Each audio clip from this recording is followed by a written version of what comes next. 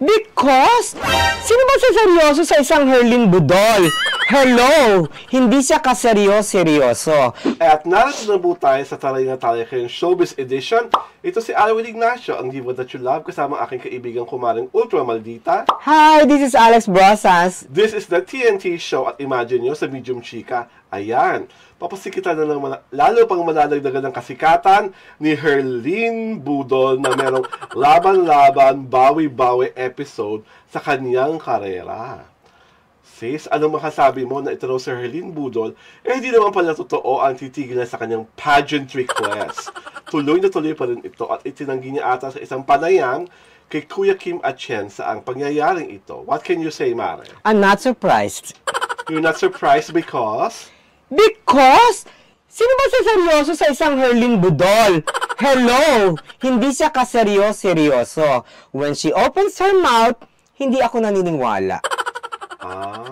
Diba? Kasi may president na katulad ngayon, diba? O, ang daming drama. Diba? Hindi ka believable. Kasi you eat your words. Saka parang, diba? May paiyak-iyak pa siya sa isang parang vlog. Oo, diba? Parang, diba? Ayoko na sa pageantry. Accepted mo na hindi mo kaya, na chuchu-chuchu. My God! Who did you fool? Di sarili mo! Di ba tanga ka? Di ba? Sobrang ka naman sa tanga. Wala pa siyang karapatang magbago ng pag-iisip. Yung mga ganyan naman talaga, most women naman talaga, pabago-bago ang pag-iisip. I will never respect a person who eats her word. Oh. Di ba? Wala kang palabra de honor. Okay. Di ba? Hindi ka nakakatalinuhan, hindi ka naman kagandahan. Di ba? Pero palamang ka sa kaseksihan. Okay. Pero for you to eat your words, tinatanga mo ang sarili mo. Double jeopardy yun. Dalawang katangahan yun. Okay.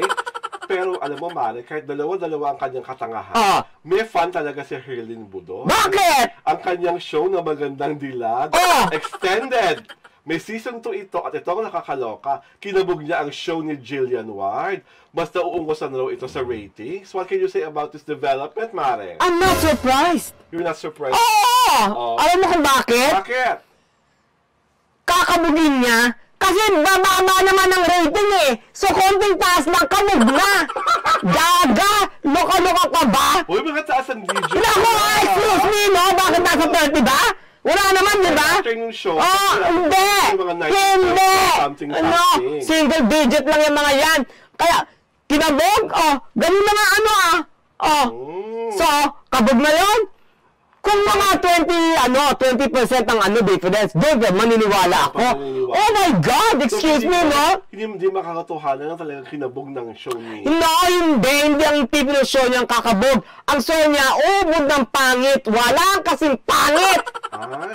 Napanood ko ang isang episode. My God! Ang pangit-pangit mo doon sa parang pinaitim-itim pa siya. Tapos may mga lalaking, hindi ko makilala mga loka-loka. Diyos ko ba? Hindi ba kasama niya? I think Rob Gomez is there. So? Pogi kaya yung mamang yun. Wala akong pakialam kung pogi siya. Never heard siya, no? Hindi mo naman papakilala siya kay mamaya. Wala akong pakialam. I don't need to meet him. Pero nakakaloka rito, Wilbert Tolentino. Ang binitawan mo. Ano mga sabi mo? Hindi ka naman pala niya talaga kailangan. Bakla ka ng taon. Tingnan mo, na second season ng kanyang show, nasabi nga ni Alex, pagka-pangit-pangit, pero nakapag-second season. So, tama ka na naman pala na wala ka na. Wala nang aagaw ng komisyon kay Herlin. Hindi nga daw sa kuka ng komisyon, Yun ang claim niya. Baliw ka ba? Kahit i-claim mo yung bakla, magsisisi ka. It's on print, Hindi siya nangungumisyon. Nakalagay doon sa statement niya. Kahit mga isulat niya, wala naman ang nanalig sa sinabi niya. Lalo na ngayon, ang style mo, ayan, umaangat ang kanyang starlet rising, ang kanyang stature. So, paano ka na? Maghanap ka na ng bagong Herlin. Mag-discover ka na naman, tapos wala ka na naman comic, kunyari. Ewan ko ba sa'yo? Pero in fairness to you, budol ang dami mong nabubudol. Oh my God! Diyos ko, die! Budol na budol mo, mga kapuso. Matake mo yan, ang mga nanay na hindi makatulog sa tanghali, ang mga lola at lola na walang mapagtyagaan, ayaw nang magsulse, ayaw nang gumawa ng gatchilyo, ikaw ang pinapanood. At nananalig sa'yo talagang magandang dilag ka, sis. Tsaka hindi ako nananalig na ano siya, super hit siya sa afternoon, ano. Kasi napansin ko, wala masyadong advertisement. Di ba? Napansin ko, na-offense mo sa GMA shows, even sa gabi. Kasi yung kapitbahay ko, pagka tumatabay ako na, loyal GMA yun eh. Di ba? Pag maano ako, minsan alam mo kung ilang station plugs ng mga shows nila. Station plugs sa commercial. Di, commercial gap na. So, dapat commercial na, di ba? Oo. Dahil binilang ko, natawa nga yung kapitbahay ko eh. Oh. Si Richard de Guzman, kapitbahay ko yun. Natawa siya kasi binilang ko. 10. 10 commercial. Hindi! 10 yung ano muna, yung station plug. Okay. Bago nag-commercial. Iba to na, kung gusto mong mapatunayan, prime time yan, day, Prime time yan, Ay, si Optimum Pride! Well, diba? Kaya hindi ako nananalig na number 1 sila. Kasi kung number 1 ka, unang number 1 ka, siksik, liglig at umaapaw ang commercial. Oo, sa isang prime time show mo. Prime time. Diba? Yung parang, naiis na mga tao kasi puro commercial. Hindi yung mga ganon, diba? Puro commercial, wala Pero yung talaga napansin ko, hindi ako naninira sa GMA. Hindi ako maka-GMA pero hindi ko kayo sinisiraan. Yun ang napansin ko. Binilang ko pa nga kung gusto nyo, para i-video ko para mapatunayan nyo sa sarili nyo na hindi ko kayo sinisiraan. I'm stating facts, di ba? Yes. Okay din naman kayong network kayo na nga lang yung may franchise at saka TV5, di ba? Yes. Pero gandahan nyo naman yung mga shows nyo. Kasi, ang daming bago dami nilang bagong shows Halata mong pinag-e-portan talaga nila di ba? In fairness, pero siguro sa marketing, yun ang problema, kaya hindi di ba? Maraming marketing and PR go side by side. Di ba? Kailangan talaga magkakawing yun. At saka hindi, yung mga story nyo dapat, kasi kayo na lang ang may franchise na bukod sa TV5, nyo, nag-experiment nga kayo, di ba? Ang dami yung, na-experiment, like yung kay Carla Abellana at kay, Tom Rodriguez, di ba? Dati. Tapos, tawag dito, yung Volters 5, who will ever thought na magiging series yan. Pero kasi, hindi kayo, yung level ng paggawa ng ABS-CBN teleserye, iba. Naiiba. Diba? Kumbaga, nasa inyo na nga yung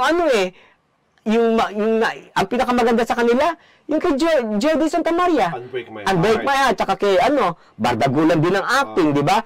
Pero other than that, wala na, sablay na yung ibang teleserye nila. Kailangan, yung think tank ninyo, o kung sino man yung nasa creative ninyo, baguhin yung sistema. Pagandahin. Di ba? Puso, napaka-constructive ng mga... Di ba? Pagandahin nyo. Ayaw ni Kumaring Ultra Balita. At sa mga kapusong nakikinig dyan at nanonood, ano makasabi nyo sa opinion ng aking kumare? Anantay namin ng inyong mga reaction tungkol sa aming observation sa Kapuso Show. So ano ba makasabi mo pa kay Herlene Bulol? Your words of wisdom for Herlene ngayong hindi niya pa pala bibitawan ng beauty pageants. Walk your talk.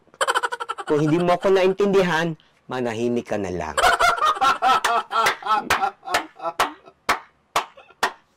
Gusto ko yon. You like it? Oo, I love it. Diba? Todo talaga yung walk your talk. Baka isipin niya yung walk nagsasalita. Akong mag-alam Gusto. I-interpretasyon as you please. Diba? Yun ang kanyang pagkakain din sa walk your talk. Yung naglalakad ka na nagsasalita. Ano yung baliw? Basta. Diba? Klaro naman ako, diba? True na, Jen. Diba? True na true. Diba?